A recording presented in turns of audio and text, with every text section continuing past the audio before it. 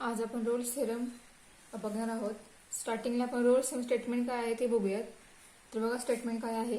If f of x is real valued function of real variable, then first f of x is continuous on closed interval ab, second f of x is differentiable on open interval ab, and third f of a equal to f of b, then there exists a real number c belongs to open interval a comma b such that f dash of c equal to 0. हे statement आहे. स्टेटमेंटचं meaning काय ते बघा. आपल्याला सांगितले काही ठिकाणी ते एफ ऑफ एक्स हा एक रिअल व्हॅल्यूड फंक्शन असणार आहे, ते एखाद्या रिअल व्हेरिएबलचं. ठीक आहे, असं असेल तर first f of x is continuous on close interval, तो ते जे फंक्शन आहे ते कंटिन्युअस असणार आहे क्लोज इंटरवल ए बीला. ए बी हा इंटरवल हा आर मधून घेतलेला आहे, म्हणजे रिअल नंबर मधूनच कन्सिडर केलेला आहे. क्लोज इंटरवल आहे. क्लोज म्हणजेच ए आणि बी आणि त्याच्यामधले सगळे नंबर, ह्या प्रत्येक नंबरसाठी दिलेलं फंक्शन आहे ते कंटिन्युअस असणार आहे. Second, f of x differentiable on open interval A b, तेच फंक्शन जे आहे ते कंटिन्युअस झाल्यानंतर ते डिफरन्शिएबल पण असणार आहे ओपन इंटरवल ए बी साठी, म्हणजे त्याचा फर्स्ट आणि लास्ट पॉईंट सोडून त्याच्या मिडल जे पॉईंट आहे त्या पॉईंटसाठी ते फंक्शन डिफरन्शिएबल असणार आहे. आणि त्याच ए आणि बी म्हणजे फर्स्ट आणि लास्ट पॉईंटला एफ ऑफ ए म्हणजेच एफ ऑफ बी ह्या दोन्ही ज्या व्हॅल्यू आहेत त्या व्हॅल्यू सेम आल्या तर तुमचा रोल्स थेरम सॅटिस्फाय होणार आहे. ठीक आहे, रोल्स थेरमच्या कंडिशन ह्या तीन मेन कंडिशन आहेत. ज्या वेळेला कोणतंही एका फंक्शन जे त्या तीन कंडिशन सॅटिस्फाय करतं त्यावेळेला रोल्स थेरम हा सॅटिस्फाय होतो. ठीक आहे, त्यानंतर व्हेरीफाय आपल्याला करायचं रोल्स थेरम. ते व्हेरीफाय करण्यासाठी सुरुवातीला त्या फंक्शनने ह्या तिन्ही ज्या स्टेप्स आहेत, तीन कंडिशन ज्या आहेत तीन कंडिशन सॅटिस्फाय कराव्या लागतील. आणि ज्या वेळेला फंक्शन ह्या तिन्ही कंडिशन सॅटिस्फाय करेल, कोणतेही फंक्शन असेल ते, त्यावेळेला त्या ठिकाणी एक रिअल नंबर सी जो या ओपन इंटरवल ए बी मधला असणार आहे तो सी त्या ठिकाणी एक्झिस्ट होणार आहे. आणि तो जो सी आहे तो ए बी मधला असणार आहे. आणि त्यावेळेला फर्स्ट डेरिव्हेटिव्ह जे आपण एफ ऑफ एक्स फाइंड करू त्या फर्स्ट डेरिव्हेटिव्ह मध्ये आपण ऍट सी ला आपल्याला व्हॅल्यू ही 0 मिळणार आहे. ज्या वेळेला व्हॅल्यू ही 0 मिळेल त्यावेळेला तो पॉईंट जो आहे तो या इंटरवल मधला एक असा पॉईंट एक्झिस्ट होणार आहे. ठीक आहे, आणि तो पॉईंट त्या इंटरवल मध्ये असणार आहे. ठीक आहे, हे झालं रोल्स थेरम स्टेटमेंट. तेच ग्राफिकली बघा. आता पहिली condition f of x is continuous on close interval a, म्हणजेच जे फंक्शन आहे त्या फंक्शनचा ग्राफ सुद्धा कंटिन्युअसली असणार आहे, कुठे ब्रेक झालेला नसणार आहे तो ग्राफ. ठीक आहे, तर बघा एक्झाम्पल बघूया आपण ग्राफिकली त्याचं मिनिंग काय ते बघूया. तर this is x axis, this is y axis, आणि आपण ग्राफ एक ड्रॉ केलाय. तो ग्राफ आहे y equal to F of X. आता ग्राफवरती आपण दोन पॉईंट घेतले, एक ए पॉईंट घेतला एक्स ऍक्सिस वरती, दुसरा पॉईंट आहे तो बी पॉईंट असेल एक्स ऍक्सिस वरती. तर हा इथे ए पॉईंट आहे, म्हणजेच तो जर आपल्याला वाय वरती ड्रॉ करायचा असेल तर तो वाय वरती किती पॉईंट असणार आहे, तो वाय वर तो एफ ऑफ ए हा पॉईंट असणार आहे. सिमिलरली हा जर आपल्याला सेकंड पॉईंट आपल्याला दाखवायचा तर सेकंड पॉईंट किती असेल, तर सेकंड पॉईंट असेल एफ ऑफ बी. ठीक आहे, तर बघा या ठिकाणी एक्स ऍक्सिस वरती हा ए आणि बी हा ओपन इंटरवल आहे, जे कंटिन्युअस साठी आहे क्लोज इंटरवल, आणि डिफरन्शिएबल साठी आहे ओपन इंटरवल. ओपन मीन्स ए आणि बी सोडून जे मिडल पॉईंट आहे त्या पॉईंट साठी ते फंक्शन डिफरन्शिएबल राहणार आहे. आणि ए आणि बी पॉईंट धरून त्या क्लोज इंटरवल साठी ते फंक्शन दिलेलं फंक्शन आहे ते कंटिन्युअस असणार आहे. ठीक आहे, तर बघा त्या ठिकाणी, आणि या ठिकाणी ग्राफिकली पण दिसते आपल्याला की एफ ऑफ ए आणि एफ ऑफ बी हे दोन्ही पॉईंट जे आहेत ते सेम आहेत, इक्वल आहेत. एफ ऑफ ए आणि एफ ऑफ बी च्या व्हॅल्यू जे आहे ते सेम आहेत.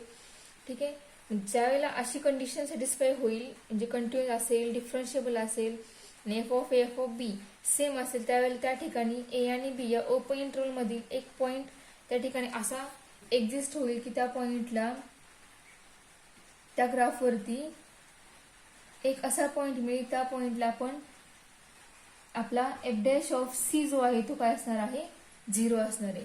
आणि आपण त्या पॉईंटवर एक टँजंट ड्रॉ करू शकतो. जी टँजंट आपण ड्रॉ करणार ती टँजंट काय असणार आहे, या एक्स ऍक्सिसला पॅरलल असणार आहे. त्या टँजंटचा स्लोप जो आहे तो slope F dash of C equal to 0 एवढा असणार आहे. आणि ती टँजंट आहे आपली एक्स ऍक्सिस, ह्या दोन्ही लाईन पॅरलल असणार आहे. ठीक आहे, हाच आपला रोल्स थेरम आहे. ठीक आहे, तर आपण नेक्स्ट थेरम जो आहे तो याच्यावरूनच पुढे आहे, नेक्स्ट थोडासा वेगळा आहे तो बघूयात आपण. आणि असा आपल्याला थर्ड जो पॉईंट आहे तो असा एकच पॉईंट मिळणार आहे, असा आपल्याला अजून एक पॉईंट मिळणार नाहीये. तो एकमेव पॉईंट असणार आहे की त्या पॉईंटला एफ डॅश हा 0 असेल आणि ती जी टँजंट ड्रॉ आपण करणार आहे ती टँजंट एक्स ॲक्सिसला पॅरलल असणार आहे. असा कोणताही पॉईंट दुसरा एक्झिस्ट होणार नाहीये. ठीक आहे. सो नेक्स्ट बघूया. नेक्स्ट पॉईंट आहे आपला लॅग्रांजेस मीन व्हॅल्यू थेरम, म्हणजेच LMVT. हा शॉर्ट फॉर्म आहे लॅग्रांज मीन व्हॅल्यू थेरमचा. थेरम काय आहे तो बघा. If f of x is real valued function define on close interval AB. First, f of x is continuous on close interval AB. F of x is differentiable on open interval AB. Then there exists at least one C in the open interval AB such that f dash of C equal to f of B minus f of A upon B minus A. तर बघा theorem काय आहे तो. तर आपलं function आहे ते real value function असलं पाहिजे. सिमिलरली फॉर रोल्स थेरम, दोन्ही थेरम सेमच आहेत बऱ्यापैकी तरी. त्याच्यानुसार रोल्स थेरमच्या पुढचा थेरम हा आहे, नेक्स्ट टप्पा आहे तो. तर पहिली कंडिशन काय आहे बघा. LMVT थेरमसाठी पहिली कंडिशन आहे F of x is continuous on close interval AB. जो इंटरवल असेल क्लोज इंटरवल त्या इंटरवलमध्ये दिलेलं फंक्शन हे कंटिन्युअस असणार आहे. ठीक आहे, म्हणजे आहे का ते चेक करायचं. सेकंड कंडिशन आहे open interval AB. F of x differentiable on open interval AB. दिलेल्या ओपन इंटरवलमध्ये दिलेलं फंक्शन जे आहे ते डिफरन्शिएबल असलं पाहिजे. आणि ज्या वेळेला दिलेलं फंक्शन ह्या दोन कंडिशन सॅटिस्फाय करेल त्यावेळेला त्या ठिकाणी एक C असा एक्झिस्ट होईल, एकच C एक्झिस्ट होईल, एक पॉईंट ओपन इंटरवल AB मधला की त्या Cला f dash of x find केला. एफ डॅश ऑफ एक्स म्हणजे फंक्शनची फर्स्ट डेरिव्हेटिव्ह फाईन केल्यानंतर ॲट C साठी तुमची f of B minus f of A upon B minus A याची value f dash of C एवढी येणार आहे किंवा आली पाहिजे. ठीक आहे, म्हणजेच जर दोन स्टेटमेंट हे ट्रू झाले, एखाद्या फंक्शनने ट्रू केले तर त्या ठिकाणी C एक्झिस्ट होणार आहे. आणि तो C एक्झिस्ट होणार त्या C पॉईंटसाठी एफ डॅश ऑफ C हा f of B minus f of A upon B minus A एवढा आला पाहिजे. म्हणजे ही कंडिशन जी आहे ती इक्वल आली पाहिजे. आणि ज्यावेळेला ही इक्वल होईल त्यावेळेला तुमचा LMVT थेरम जो आहे तो व्हेरीफाय होणार आहे. ठीक आहे, त्याच्यात हेच जे मिनिंग आपण बघितलं स्टेटमेंट आहे तेच आपण ग्राफिकली बघूया मिनिंग. आता यामध्ये सुद्धा दिलेलं फंक्शन हे कंटिन्युअस असलं पाहिजे. दिलेल्या इंटरवलमध्ये कंटिन्युअस असलं पाहिजे, म्हणजे त्याचा ग्राफ पण कंटिन्युअसली ड्रॉ होणार आहे, म्हणजे तो कुठेही ब्रेक होणार नाहीये. मग तो आपण ड्रॉ केलेला आहे. एक्स आणि हा वाय ॲक्सिस आहे.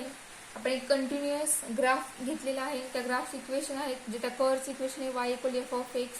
आणि त्याच्यावरती आपण एक दोन पॉईंट कन्सिडर केले आहेत आणि ते आपण ग्राफवर प्लॉट केले आहेत. एक पॉईंट ए आहे, सेकंड पॉईंट बी आहे. तर बघा आता हा पॉईंट ए आहे. या ठिकाणी जर आपल्याला हाच पॉईंट वाय वर दाखवायचा असेल तर तो पॉईंट किती असणार आहे, तर एफ ऑफ ए एवढा असणार आहे. सेकंड पॉईंट जो आहे बी, तो जर पॉईंट आपल्याला दाखवायचा असेल वाय ॲक्सिस वर तो पॉईंट किती असणार आहे, तर एफ ऑफ बी असणार आहे. ठीक आहे, तर आपल्याला या पॉईंटचे आणि या पॉईंटचे कोऑर्डिनेट लिहायचे आहेत.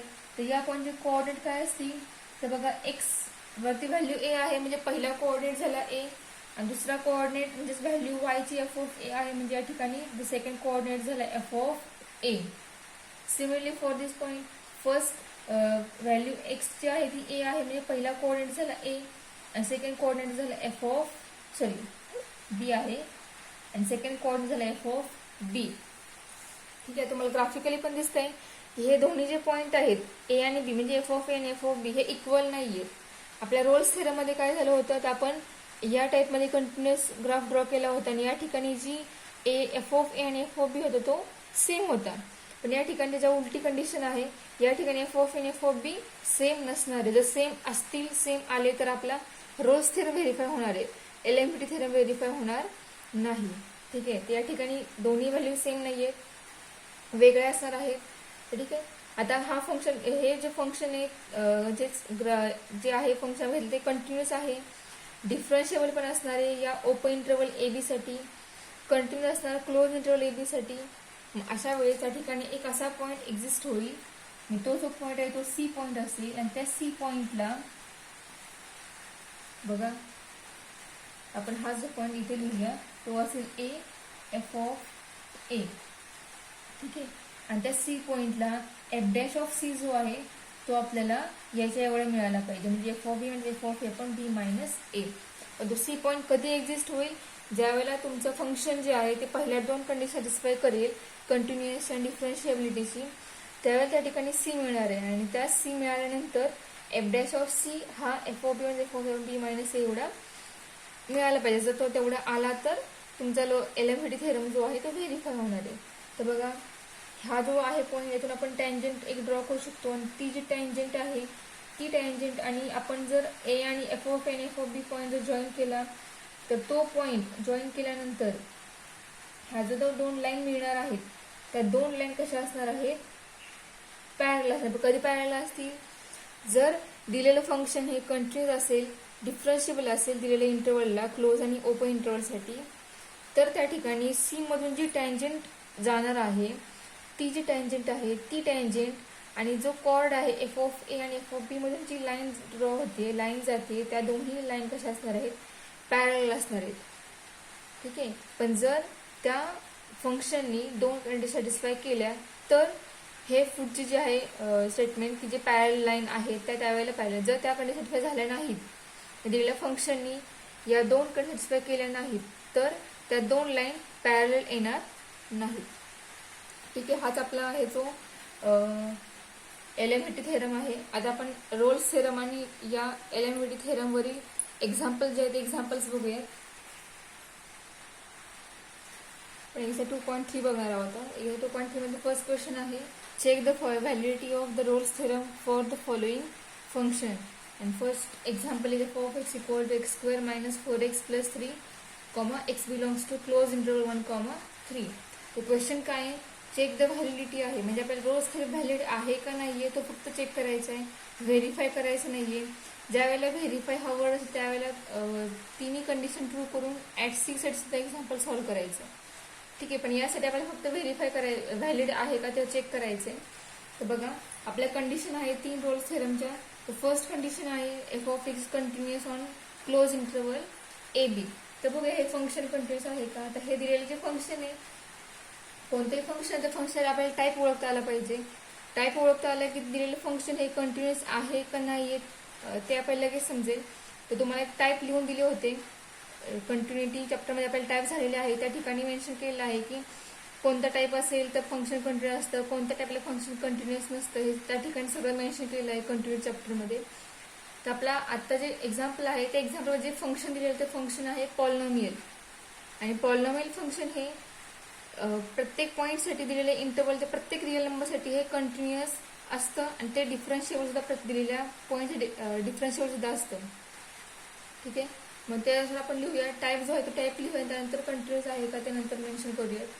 सो हिअर गिवन फंक्शन जे आहे ते आपण सुरुवातीला लिहूया. Given F of x is equal to X square minus 4x plus 3. ठीक आहे. एफ ऑफ एक्स याला इक्वेशन नंबर 1 म्हणूयात.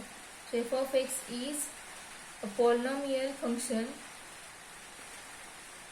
पॉलिनॉमियल हा एक टाईप आहे फंक्शनचा. पॉलिनॉमियल, एक्सपोनेन्शियल किंवा अशा वेगवेगळे टाईप ट्रिग्नॉमेट्रिक फंक्शन, हे प्रत्येक टाईप खूप टाईप आहेत. त्या टाईपनुसार फंक्शन कंटिन्युअस आहे का नाही हे आपण लगेच सांगू शकतो. ठीक आहे. तर हे पॉलिनॉमियल फंक्शन आहे. So which is continuous on close interval 1,3 and differentiable